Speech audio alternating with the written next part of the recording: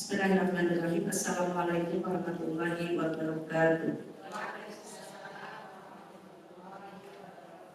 Bismillahirrahmanirrahim. Wassalatu wassalamu ala Rasulillah Muhammad bin Abdillah wa ala alihi wa sahbihi wa man wal hawla wa la quwwata illa billah. Wa jamilni ya bani as-samawati wal ardh ya dzal jalali wal ikram bil sihhati wal barakati wal barakah. Wahlul 'uqdatam min lisani yafqahu qawli bi rahmati rahmati thumma tali wujuduhu wa qulubuhu ila dzikrillah. Subhanaka la ilma lana illa ma 'allamtana innaka antal alimul hakim. Hasbunallahu wa ni'mal wakeel, ni'mal maula wa ni'man nasir. La haula wa la quwwata illa billahil aliyyil azim. Yang saya hormati Ketua Majelis Taklim, Ibu Jadi beserta pengurus serta pemuda salihah wanita-wanita istimewa yang hadir pada sore hari ini. Semoga Allah senantiasa mencatat setiap langkah kaki kita untuk hadir ke majelis ini menjadi catatan amal soleh serta akan anugerahkan kepada kita ilmu yang bermanfaat untuk kehidupan dunia dan akhirat kita. Alhamdulillah wa bersyukur kepada Allah atas nikmat yang Allah berikan kepada kita. Salawat dan iring salam semoga terlimpah dari Nabi kita yaitu Nabi besar Muhammad Sallallahu Alaihi Wasallam. Masih bicara wanita muslimah bersama Tuhan ya. Bulan lalu kita bagaimana contoh-contoh wanita yang luar biasa seperti Siti Hajar. Ya. Kemudian juga wanita penjual susu yang akhirnya diambil menantu oleh Umar bin Khattab yang dinikahkan dengan putri yang Asim bin Uman. Di mana wanita-wanita ini adalah wanita-wanita istimewa yang istiqomah dengan keimanannya, yang kemudian juga memiliki kejujuran, daya juang yang tinggi, ya seperti Siti Hajar kan bagaimana mengupayakan bagaimana dia itu mencari air, memenuhi kebutuhan putranya Ismail, walaupun harus bolak-balik Safa Marwah sampai 7 kali putar-putar mengitari Ka'bah untuk akan memperjuangkan kehidupan untuk keluarganya. Baik, hari ini kita bicara tentang wanita bersama Tuhan, itu tentunya kita bersama itu adalah senantiasa beribadah kepada Tuhan. Tidak aneh jika wanita muslimah selalu beribadah kepada Tuhan dengan semangat yang tinggi, sebab ia paham bahwa dirinya diwajibkan melakukan amalan-amalan yang diperlukan oleh Allah Subhanahu wa Ta'ala kepada setiap muslim dan muslimah. Disinilah ia menunaikan tugas seluruh kewajibannya ke rukun Islam secara utuh dan baik tanpa keraguan, meremehkan atau mengurangi sedikit. Apalagi wanita yang dirindukan surga itu kan apabila wanita ini sudah sholat 5 waktu, puasa di bulan Ramadan, menyenangkan ketika dipandang, memelihara kehormatan dirinya baik di depan suami maupun di belakang suami, tawarannya atas. Silahkan kau masuk surga dan di mana masuk. Kalau lihat tawarannya mah, masya Allah. Tapi tempat ini sholat 5 waktu. Kalau sholatnya iya, tepat waktunya, khusyuknya, sesuai ketentuannya, ya ini yang harus masih tetap diperjuangkan. Puasa di bulan Ramadan, oke, puasanya menahan makan minum dari terbit pagi sampai terbenam matahari. Tapi menjaga larangan-larangan ketika kita berpuasa itu juga yang pasti. Menyenangkan suami. Kita ini dalam keseharian banyakin nyenengin apa banyakin nyebelin?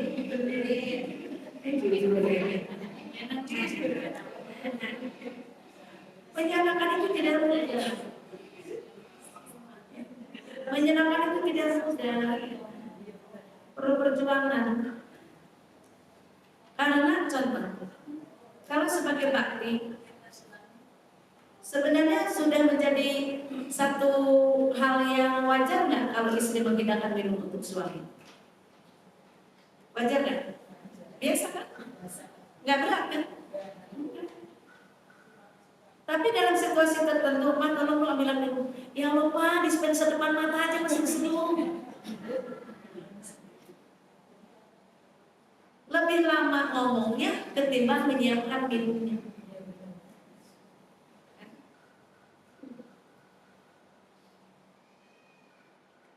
Memelihara kehormatan diri. Insya Allah sih bagi kita yang paham, kemanapun kita melangkah, pasti kita akan menjaga kehormatan diri kita. Tapi apakah setiap perempuan seperti itu?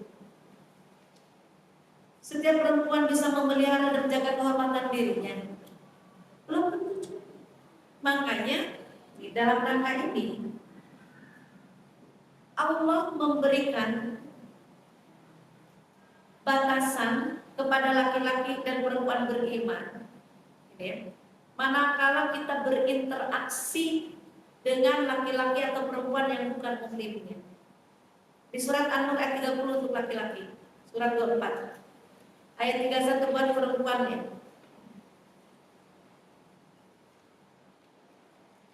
Surat 24.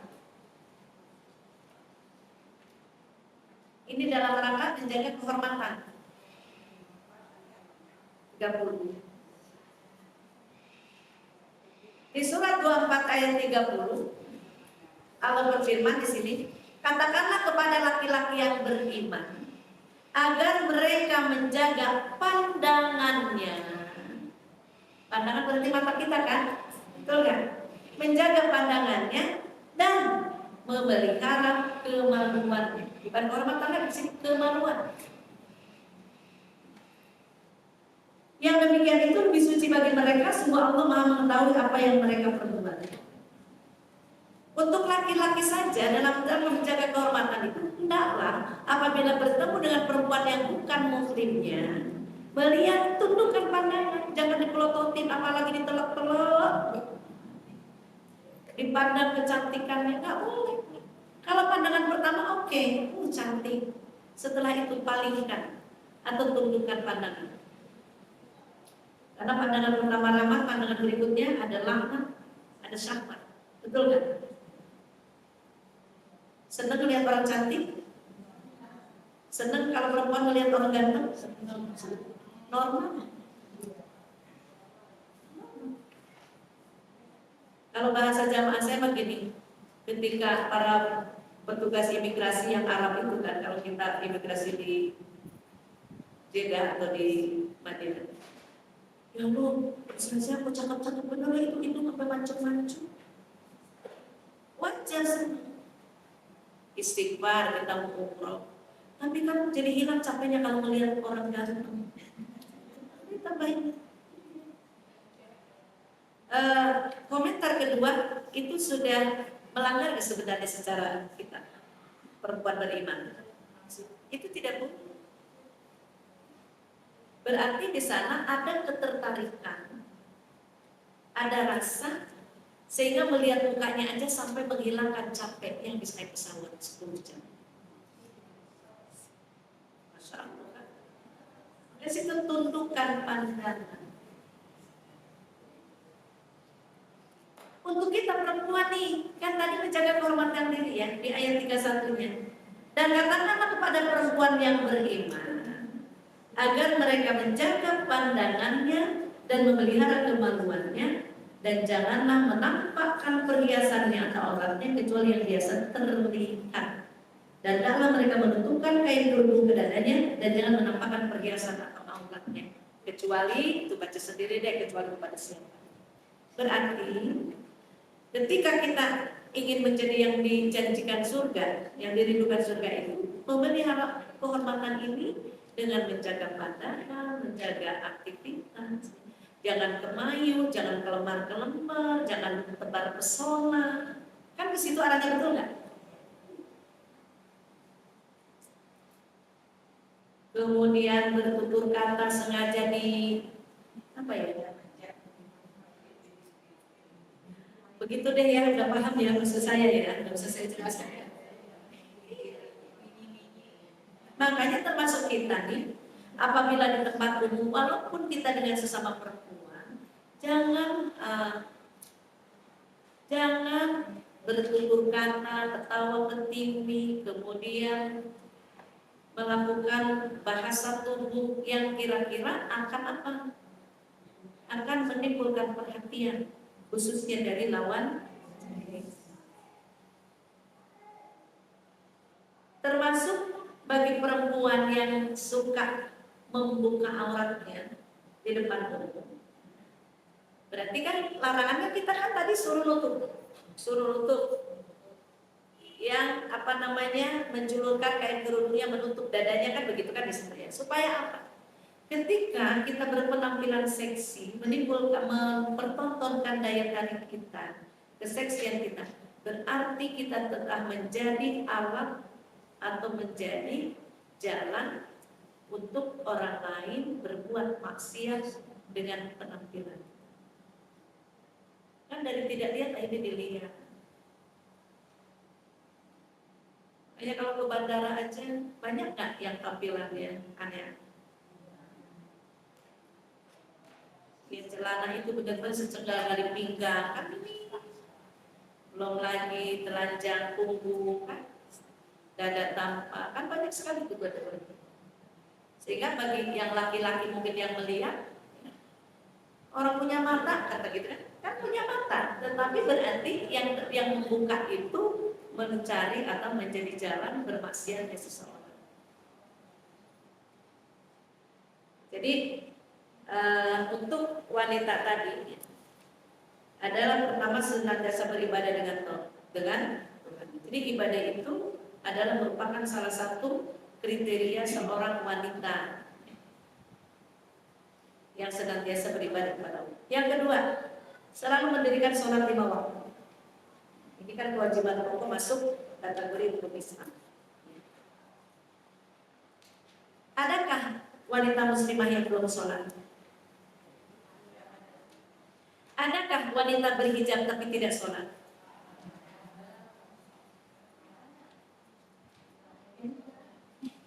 Berarti hijab itu kan salah satu identitas, tapi tidak menjamin kewajiban lain yang mengingat.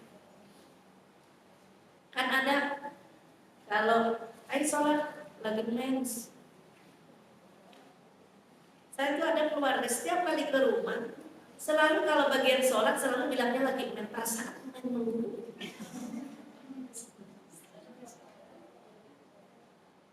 Perasaan mens dulu. Padahal ketika mungkin dia tidak mens, kalau tidak bilang mens, terus Allah kabulkan menjadi doa. Bayangkan betapa menderitanya kita jika sepanjang hidup kita mens tanpa ada suci. Yang disebut istihadah seumur. Banyak terkendala nggak dalam segala hal?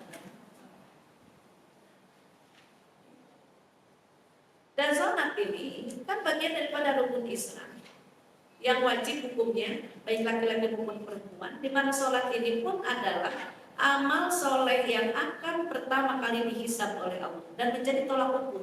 Sholatnya baik-baik amal yang lain, sholatnya buruk-buruk amal yang lain. Ini pentingnya sholat. Makanya disebut as-sholatu muhimmatun jiddan, sholat itu penting sekali. Penting sekali. Karena itu penting. Jadi standar ukuran amal-amal kita yang lain.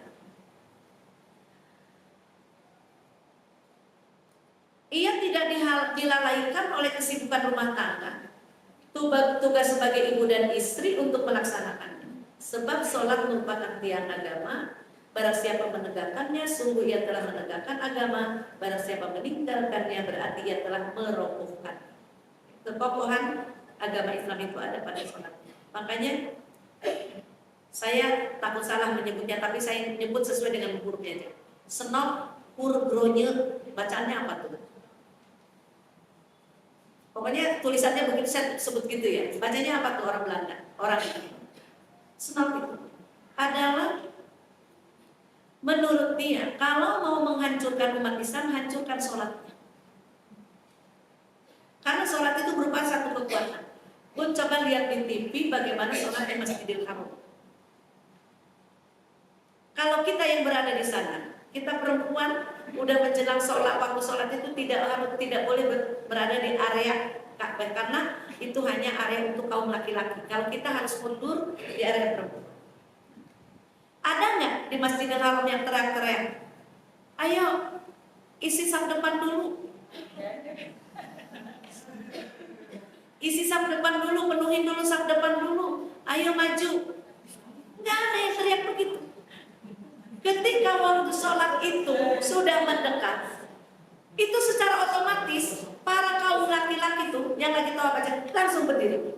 Berikutnya sebelah, terus melingkar, berikutnya di belakangnya, terus melingkar. Sampai ketika kalau kita lihat di TV, ketika itu sholat sedang berlangsung, betapa indahnya. Itu bisa lingkarannya rapi, pas gerakannya. Gak ada yang ngerayain suruh ngisi sap. Coba di kita.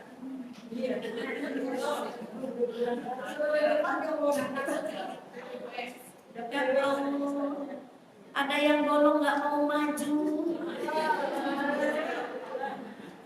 Ini sap depan kosong nih.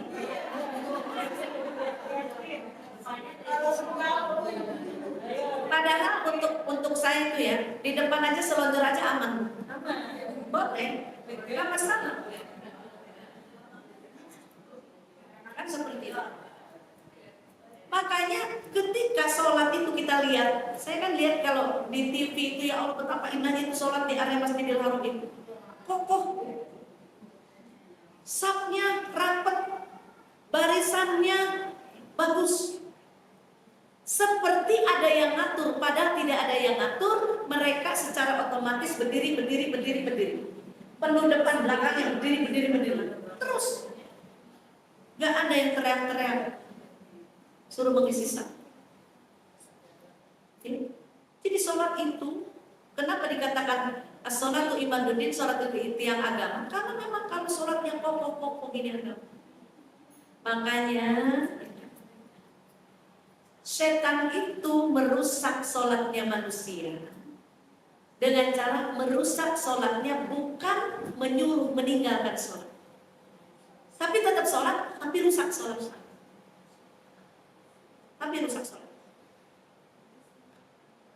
Caranya gimana? Pertama, diulur waktunya. Ketika sudah azan tadi, bentar lagi ada alasan-alasan. Itu setan itu sudah mulai masuk, molor dari waktu yang semestinya. Setelah itu ambil wudhu. Habis wudhu kita masih doa, Allahumma inni a'udzubika min hamazati syaitan wa a'udzubika an yahdurun. Kan gitu kita doa. Ya Allah, aku berlindung kepadamu dari godaan setan dan aku berlindung kepadamu dari kedatangan. Biar ketika kita sholat jangan digoda. Udah kan satu waktu udah Allah. Yang kedua, ketika kita sudah mulai melakukan sholat, yang diganggu apa? Hati dan pikirannya. Badannya sholat, tapi pikiran dan hatinya kemana-mana. Apa yang lupa sebelum sholat, ketika sholat ingat semua. Itu dikacau. 2, 3. Dirusak kita dari ketentuan sholatnya. Contohnya, kan kita ada rukun sholat.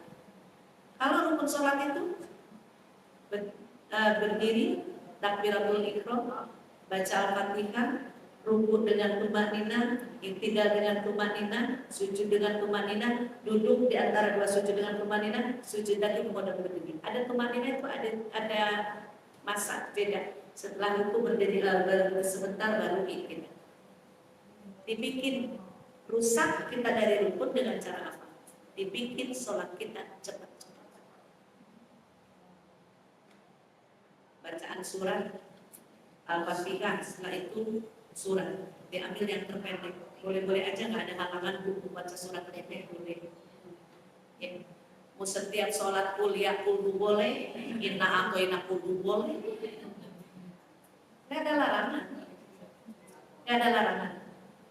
Ya. Tetapi ketika kita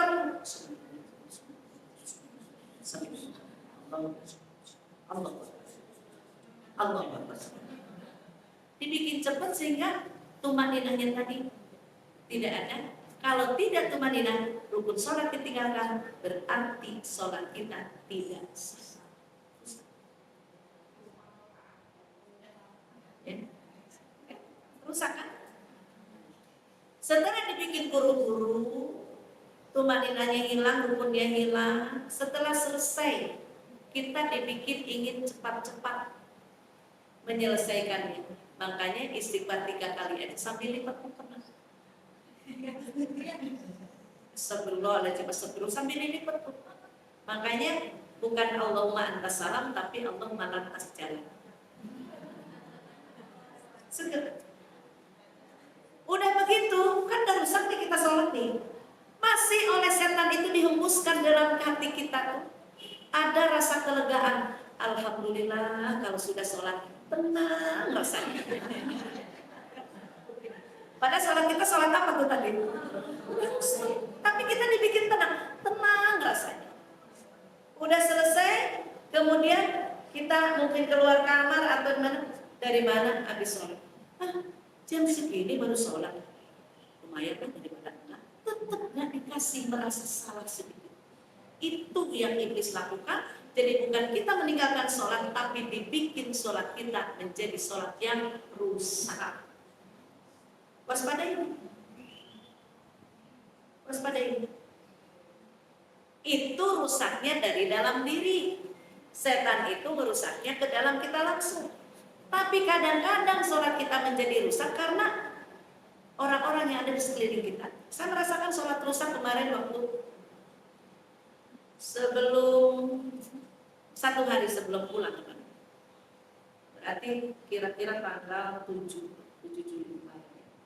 Karena tanggal 6 lah, tanggal 7 itu kita sudah tawaf. Itu saya sholat subuh di area Ka'bah. Di depan itu ada ibu muda 2 orang bawa anak. Yang satu kira-kira umur 1,5 tahun udah jalan tapi masih kecil. Ada yang mungkin 4 tahun. Itu sebelum sholat mulai aja, artinya ada beberapa anak itu yang orang tuanya ini sepertinya tidak sabaran, ngomelin. Ketika sholat subuh mulai, kita mulai sholat. Anak itu nangis. Kalau di sana kan biasa kan mendengar anak nangis, biasa. Orang kalau mau baik bawa anak nangis digendong, dipopok tapi sampai sholat. Giliran ruku taruh dulu di bawah biar nangis sampai sujud. Ketika bangun digendong lagi kan, begitu kan di sana itu biasa. Nah yang di depan saya ini mau nunduk mau bagaimana juga orang di depan mah. Jadi anak nangis tuh malah dikebukin, ditabokin. Dipukul-pukul. Kan anak itu ketika dipukul ada rasa sakit makin gede, bukan makin diam, itu makin gede. Saya yang tidak pernah ngegebukin anak, apalagi ngelihat cucu-cucu itu biar tingkahnya nggak bisa diam, kamar berantakan, nggak pernah saya. Ibaratnya sampai pukul ngomelin aja. Ibaratnya di depan kita ngomong baik-baik. Nah di depan mata saya ngelihat anak kecil pelintir mulutnya, ditampar-tampar di itu. Masya Allah, hati saya itu kan pasti rusak. Kalau ibu kan sama kan dengan saya kan, benar kan? Paling tidak hati kita terganggu. Padahal subuh itu cuma 2 rakaat. Kalau si ibu tadi bersabar, nangis-nangis aja nggak ada masalah. Kita pun kalau dengar sholat, kalau lagi sholat dengan anak nangis juga nggak ada masalah. Tapi kalau udah ngelihat dengan tangannya ditampar, dicubit, ibaratnya dipukul begitu ya kita ada perasaan yang lain. Kayaknya dia batalin juga menjelang rakaat kedua, dia keluar juga mundur ke belakang. Itu rusak. Belum lagi sholat di lantai 2. Jadi dia sholat tapi sambil nayangin video di HP-nya. Itu sih saya belum sholat, artinya tidak sholat. Tapi orang itu sholat, tapi sholatnya sambil nyanyi video. Habis sujud dia tuh klik dulu sholat lagi. Dulu sholat. Dan nanti kita berpikir ya Allah, ini sholat. Sholat tapi sambil dia aktivitas mainin HP. Pernah lihat kayak gitu kan? Enggak ya? Jadi ada hal-hal yang memang menjadikan ibadah kita itu rusak. Bisa dari dalam diri kita, bisa juga dari luar diri kita. Sementara ini sholat 5 waktu itu adalah kewajiban di mana kalau kita ingin mendapatkan warisan surga Firdaus, maka sholat yang dilakukan harus seperti apa? Al-Mu'minun kan dari ayat 1 sampai ayat 11. Qad aflahal mu'minun, telah beruntung orang-orang beriman. Siapa itu? Alladzina hum fi sholatihim khashi'un, yaitu orang-orang yang khusyuk dalam sholat. Nah, tingkat kerusuhan kita sudah maksimal belum? Sementara yang akan dikasih surga Firdaus yang sholatnya khusyuk. Kalau kita ini kalau jujur, apa saja yang ada di sekeliling kita masih bisa terdengar ketika kita lagi sholat. Ketika suami nyari, mama naruh kunci di mana sih? Ada pengen jawab, begitu juga di atas bukit, ribut aja gitu. Jadi pertanyaan itu apa pendengaran? Aktivitas itu keluar. Berarti kita belum bisa menyetop pendengaran dari luar sholat kita, tetap masih terdengar ketika kita sholat. Berarti khusyuk kita masih dalam proses. Makanya kalau dibilang sahabat-sahabat itu banyak yang dijamin masuk surga, ya beda kelasnya. Kalau kita di bacaan sholat aja cari yang terpendek. Kalau sahabat Rasul itu seperti Utsman bin Affan, sholat 1 rakaat, sholat malam 1 rakaatnya, witir malam 1 rakaatnya itu bacaan Al-Quran yang 30 juz. Gimana? Kok bisa? Bisa karena Al-Quran itu sudah bagian yang tidak terpisahkan dari lisannya, sehingga bacaan itu sudah bukan merupakan sesuatu yang sunnah. Kalau kita 1 juz aja membutuhkan waktu 1 jam. Benar kan? 1 jam.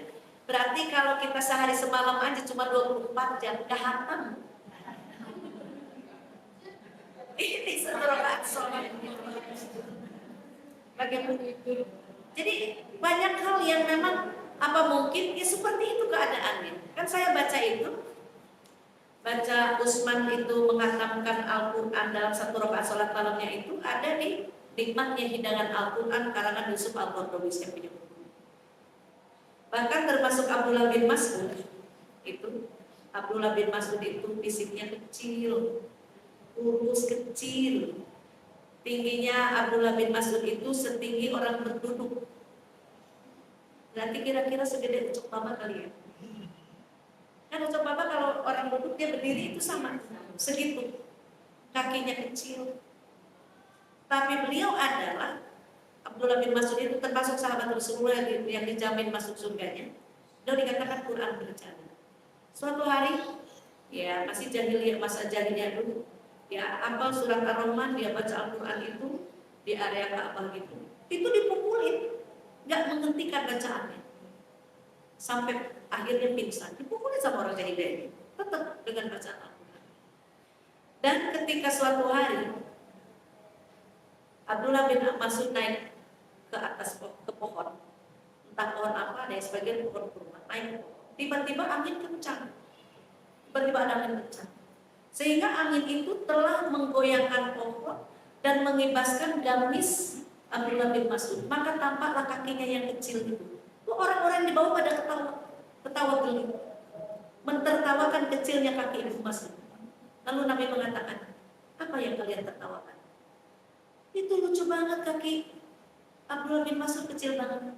Maka kata Nabi, langsung oleh Nabi, ketahuilah oleh kalian, kecilnya kaki Ibnu Mas'ud, tapi timbangan amal kebaikannya lebih berat daripada gunung. Yang termasuk sahabat yang dijamin masuk surga. Jadi untuk kita di para perempuan, sholat 5 waktu itu sudah menjadi identitas kita. Berarti sekarang ini harus ada upaya dari diri kita untuk meningkatkan kualitas, di samping waktunya, ketentuannya, kan gitu, harus terus menerus kita tingkatkan kalau pengen termasuk yang ditawari surga oleh Allah. Menunaikan sholat pada waktunya merupakan amalan paling utama dan mulia, sebagaimana telah dijelaskan oleh Rasulullah SAW dalam hadis yang diriwayatkan oleh Abdullah bin Mas'ud. Ayat tadi katakan Abdullah bin Mas'ud radhiyallahu anhu, dia berkata, aku bertanya kepada Rasulullah SAW tentang amal apakah yang paling utama. Beliau menjawab melaksanakan sholat pada waktunya, termasuk amalan utama. Aku kembali bertanya, setelah itu amal apa? Beliau menjawab, berbakti kepada kedua orang tua. Aku bertanya lagi, lalu amal apa lagi? Beliau menjawab, berjihad di jalan Allah Subhanahu wa taala. Hadis riwayat Bukhari dan Muslim. Di antara amal yang utama adalah sholat tepat pada waktunya, kemudian berbakti kepada orang tua dan jihad di jalan.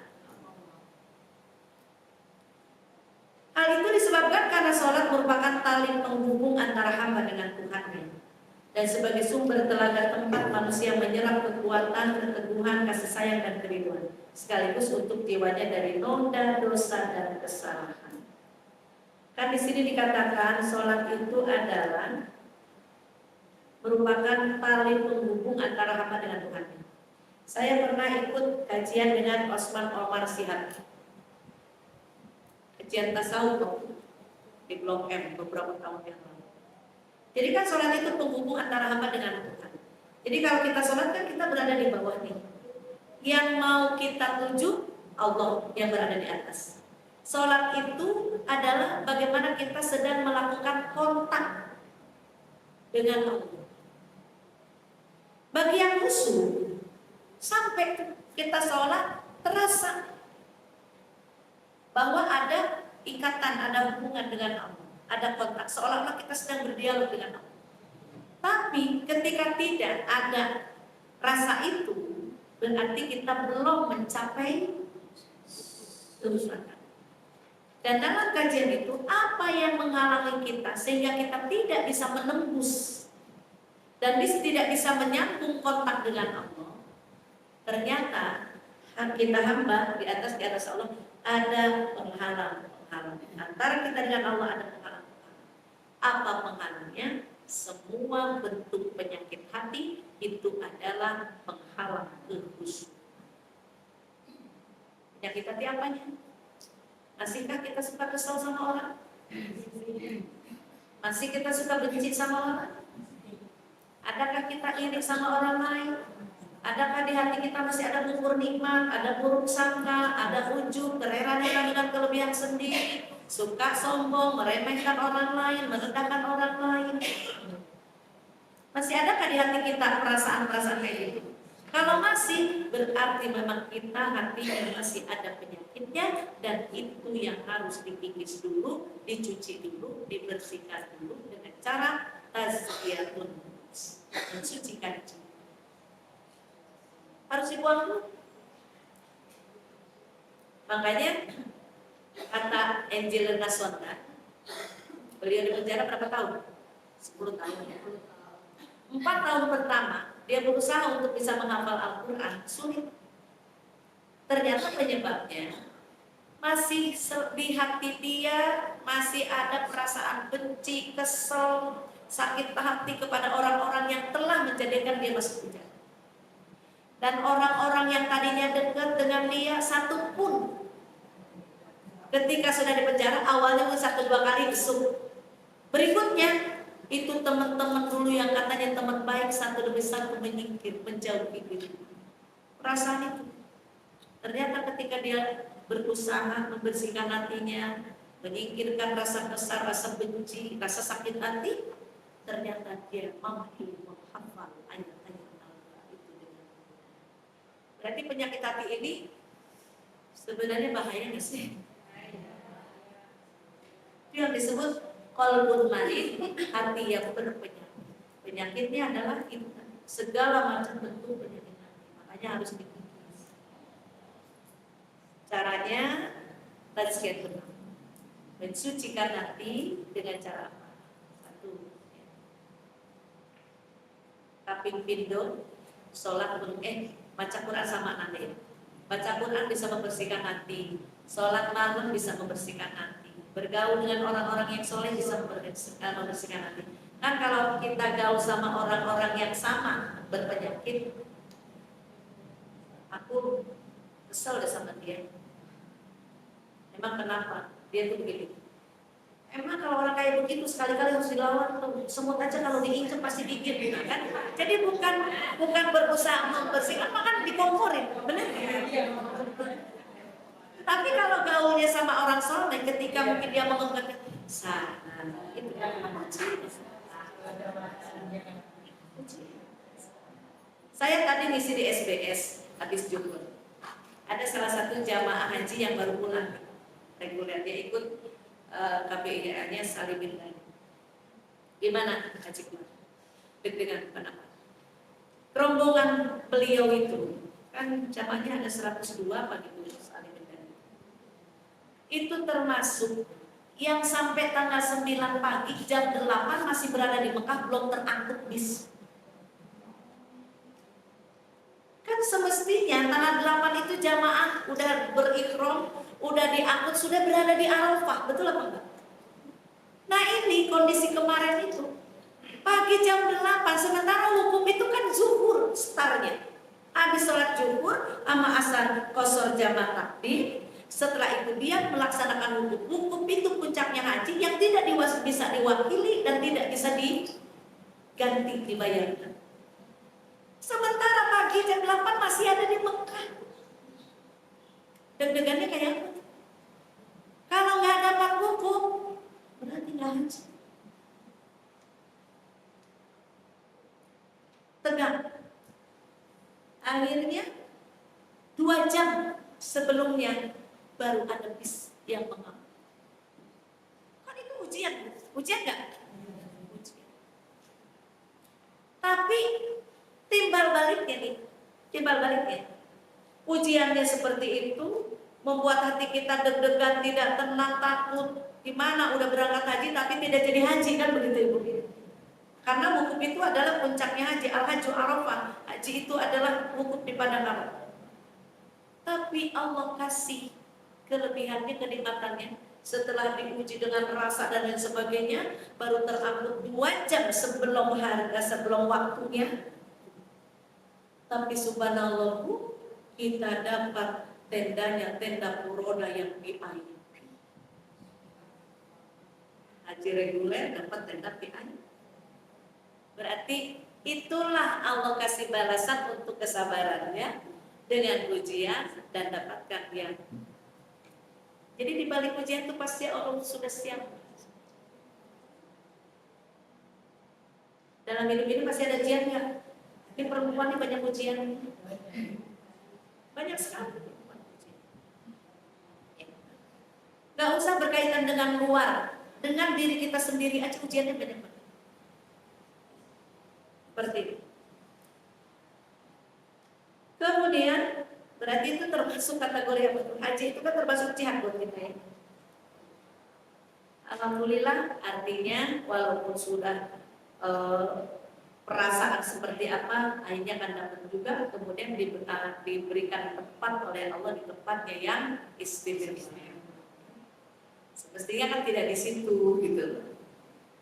Sebenarnya tidak di situ, tapi alhamdulillah dikasih tempat di situ. Jadi itulah innama al usri yusra, di balik kesulitan ada kemudahan, di balik kesusahan ada kenikmatan. Itu kan baik.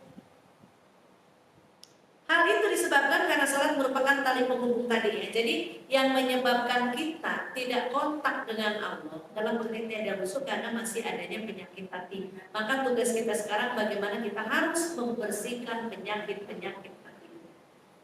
Caranya zikir, istighfar, baca Quran, sholat malam, bergaul dengan orang yang soleh, yang apabila kita sedang mentok masih ada yang bisa menyiram dengan air nasihat yang meluruskan.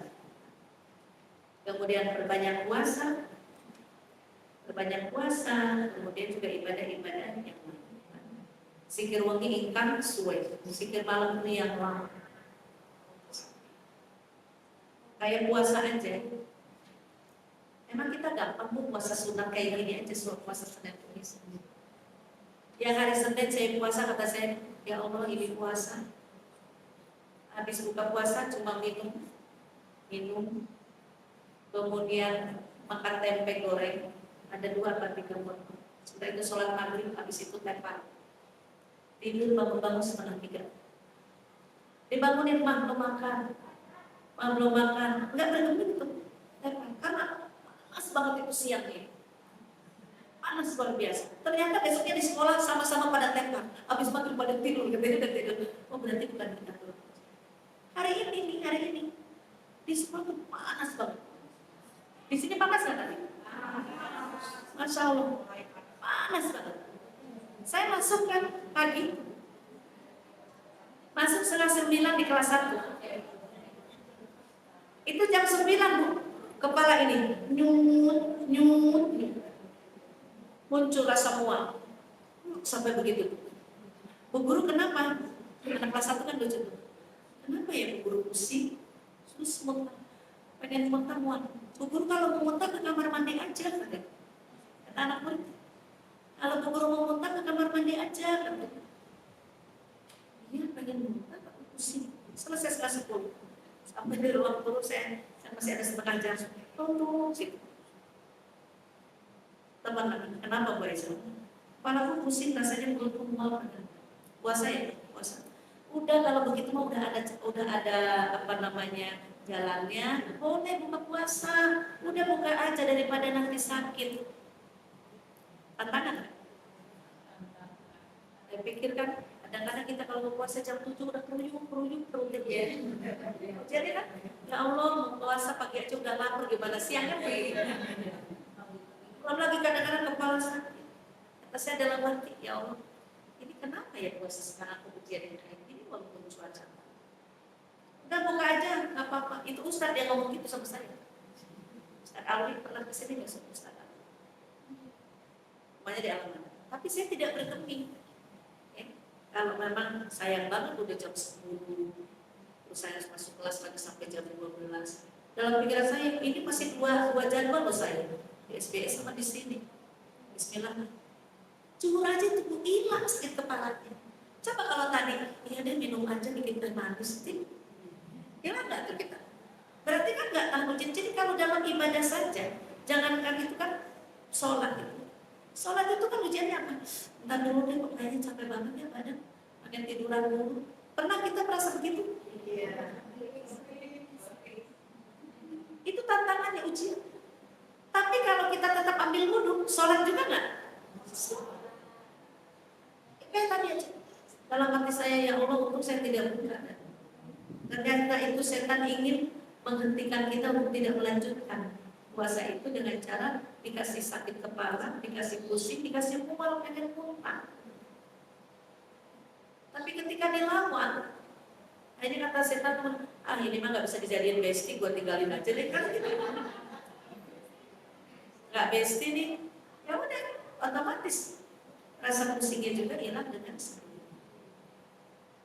Kan banyak tantangan kayak begitu. Apalagi kalau kayak suami kan ceritanya sayang, udah mah jangan maksain daripada nanti sakitnya keterusan. Udah bukan kan gitu.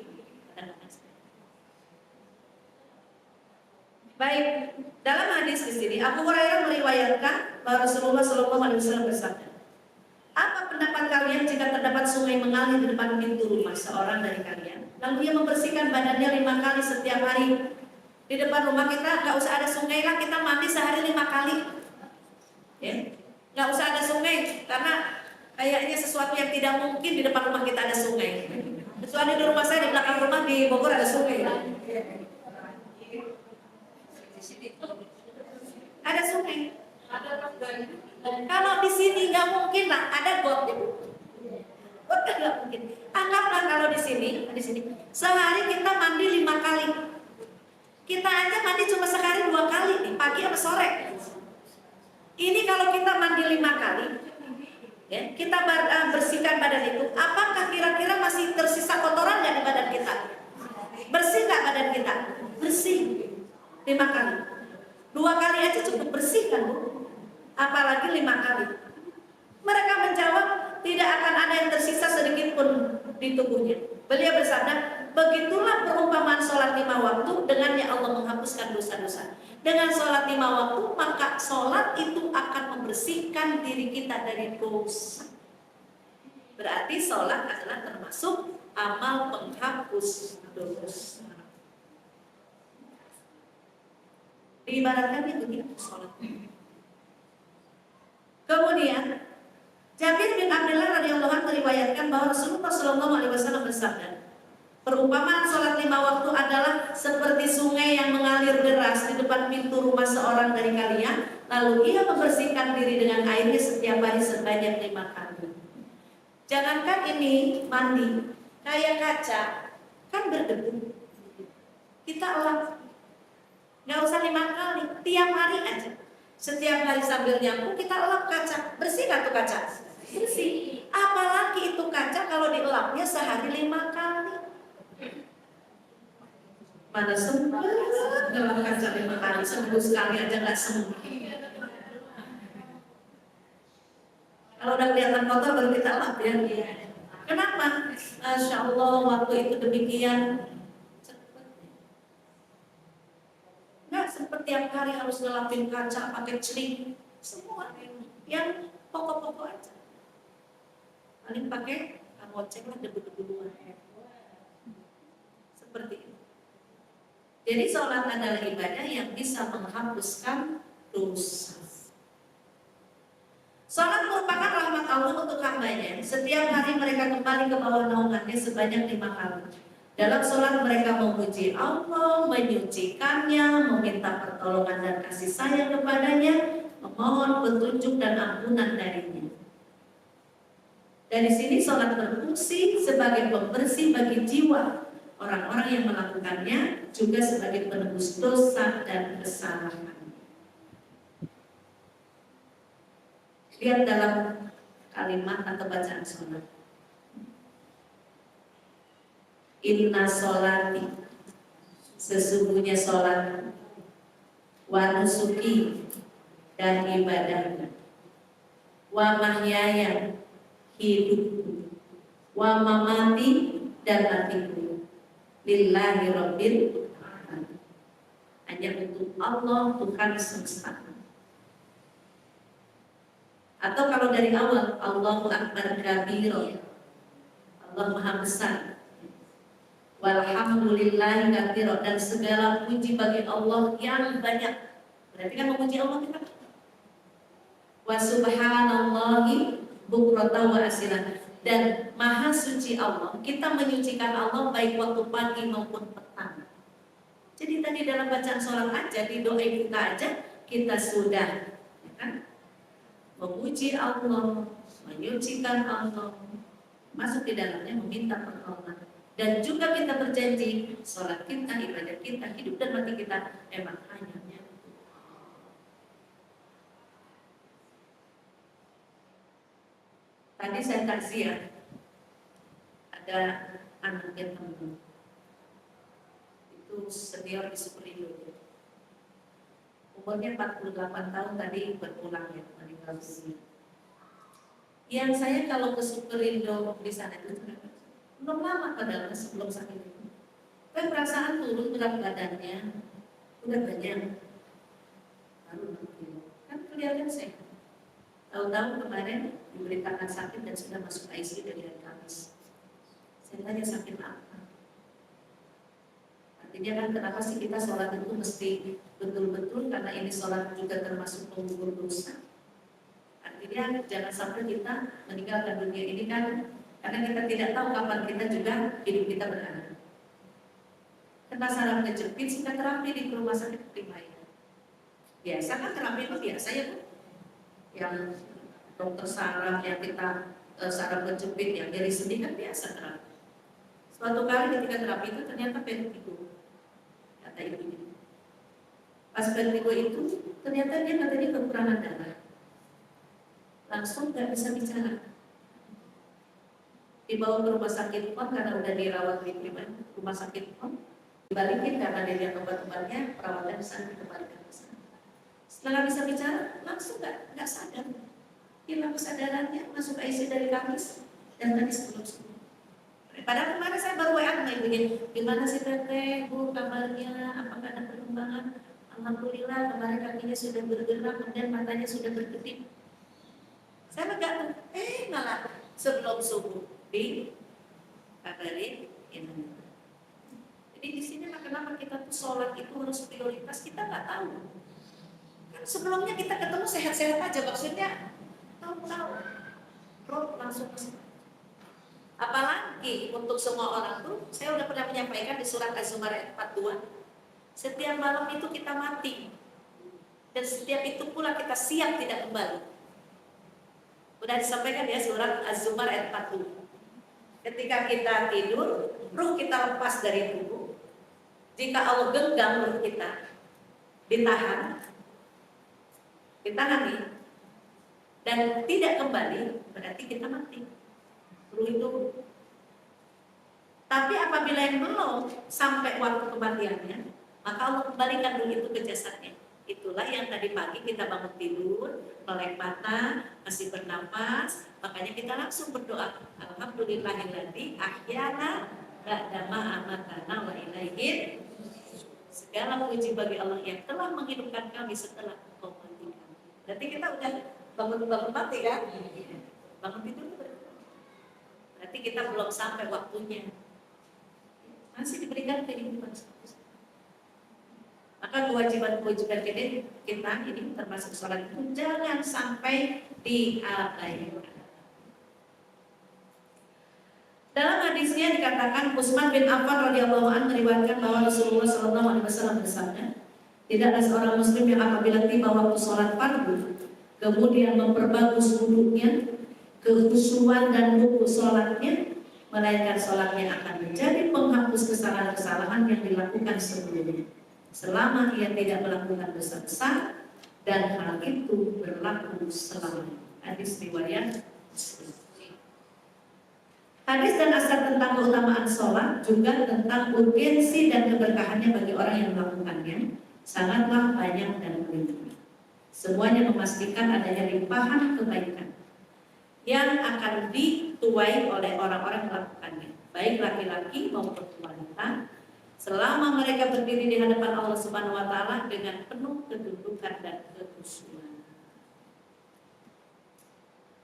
Sampai di sini dulu ya, jangan lupa nanti pertemuan berikutnya tentang wanita muslimah terkadang menghadiri sholat berjamaah di masjid. Baik, demikian segala yang benar datangnya dari Allah, yang salah dari saya pribadi. Mohon maaf apabila ada kekurangan, mohon maaf apabila ada hal-hal yang kurang berkenan. Bagi rekan Allah kursikan. Bila itu kembali. Assalamualaikum warahmatullahi wabarakatuh.